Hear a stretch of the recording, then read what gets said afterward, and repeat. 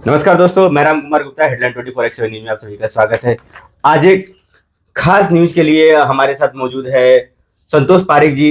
और यह एक विशेष न्यूज इसलिए है क्योंकि दहिसर में किस तरह से एसआरए के डेवलपमेंट के नाम पर किस तरह लोगों को ठगी का शिकार बनाया जा रहा है और पात्र को अपात्र को पात्र कैसे बनाया जा रहा है। जो पात्र है उसको पात्र घोषित नहीं किया जा रहा है और पात्र होने के बाद भी जो एसआरए की स्कीम होती है उसमें उसका फायदा नहीं दिया जा रहा है। उसको लेकर के हम चर्चा करेंगे संतोष पारिक जी से। संतोष पारिक जी, आपका हेडलाइन 24x7 न्यूज में स्वागत है।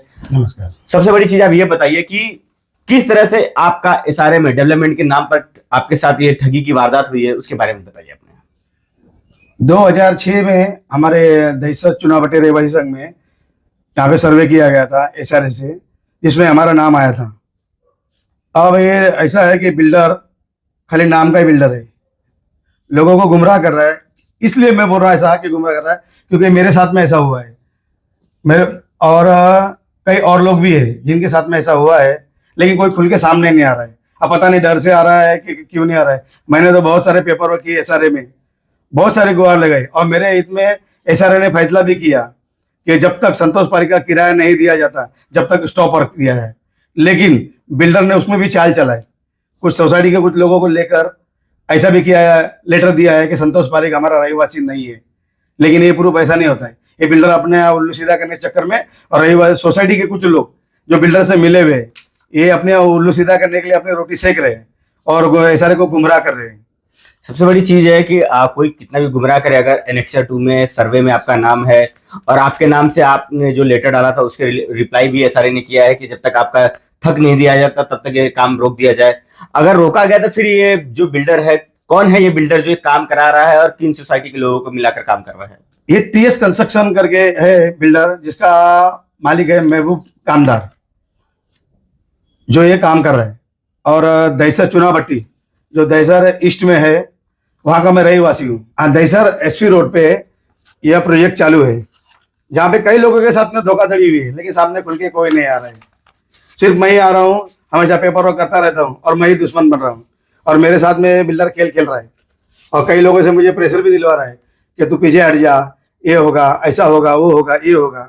अब पता नहीं क्या होगा। एनेक्सर में नाम मेरा आया, उसके बावजूद मुझे भाड़ा नहीं दिया जा रहा है। एसआरए ने लेटर भी दिया है, एसआरए ने ऑर्डर भी किया उसको कि स्टॉप वर्क नोटिस दिया है कि संतोष पारिक को जब तक किराया नहीं दिया जाता है तब तक आपका कोई भी काम नहीं किया जाएगा। इसके बावजूद बिल्डर ने नया एलवाई पास किया। अभी एलवाई किस तरह पास हुआ ये हमारे समझ में नहीं आया, क्योंकि वही डिपार्टमेंट मुझे एक आदेश देता है स्टॉप वर्क नोटिस का और दूसरी तरफ ये बिल्डर को एलवाई पास करता है। ये हमारे समझ के बाहर है। एक बार फिर बिल्डर ने काम चालू कराया था, मैंने काम बंद कराया था, जिसकी शिकायत दहिसर पुलिस स्टेशन में मैंने की थी। सबसे बड़ी चीज है कि अगर आपने ऑर्डर पास होने के बाद जब आपने पास कराया था, तो क्या लगता है ये जो बिल्डर है डिपार्टमेंट को लोगों को मैनेज करके इस तरह से काम को करा रहा है, या कौन लोग है जिनको ये मैनेज करता है जिसके बाद ये काम चालू कराता है? बीच में भी कुछ सोसाइटी के घर थे, उनको भी थोड़ा कार्रवाई करने के बाद पतरा मार दिया गया, उसके बारे में अपने क्या कहेंगे? ये जबरदस्ती सब काम हो रहा है, कोई इसमें ये नहीं है। अब कई लोग तो बेचारे गरीब है जो सामने उसके बोल नहीं सकते, क्योंकि ये दबंग बिल्डर है। ये सुनता नहीं किसी की, अपनी मनमानी करता है। क्योंकि पेपर वर्क करके मैंने देख लिया है एसआरए से इसको आदेश है, उसके बावजूद ये उसका उल्लंघन करता है। एक और बात जानना चाहेंगे, क्योंकि बिल्डर होते हैं उनसे रिलेटेड कुछ लोग होते हैं जो आपको धमकी भरे कॉल भी आए, धमकाने भी गया, दबाव भी डाला गया, फिर भी आप अपने काम में लगे रहे। तो इसी तरह से जो सोसाइटी के अन्य लोग होंगे उनके साथ भी तो किया जा रहा होगा। अब कई लोगों के साथ में किया जा रहा है ऐसा तो, लेकिन कोई खुल के नहीं आ रहा है ना। मुझे तो कई बार ऐसा कॉल आया है कि इसके तू प्रोजेक्ट को उंगली मत कर, पीछे हट जा, तेरा क्या है तू देख, ऐसे। और बिल्डर भी मेरे को कई बार बुलाया, लेकिन भाड़ा देने की बात नहीं करता। मैंने बोला मेरे को भाड़ा चाहिए और कुछ नहीं, लेकिन बिल्डर बोलता मैं तुझे भाड़ा दूंगा ही नहीं। अभी इसकी दादागिरी नहीं तो और क्या है। तो प्रशासन से आपने क्या मांग करते हो कि किस तरह से बिल्डर की जो दादागिरी है, जो गुंडे मवाली जो आपको धमका रहे, किस तरह से आपकी हेल्प की जाए?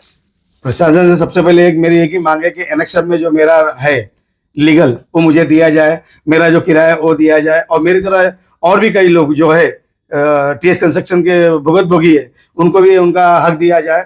और कानून से मैं एक रिक्वेस्ट करूंगा कि ऐसे बिल्डर पे सख्त से सख्त कार्रवाई की जाए। और मैंने कानून में भी पुलिस को भी कई बार लेटर दिया, लेकिन पुलिस ने कोई एक्शन नहीं लिया है।